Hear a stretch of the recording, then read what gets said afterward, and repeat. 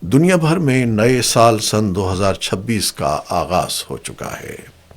سب سے پہلے New Zealand اور اس کے بعد آسٹریلیا کے شہریوں نے نئے سال کا استقبال کیا۔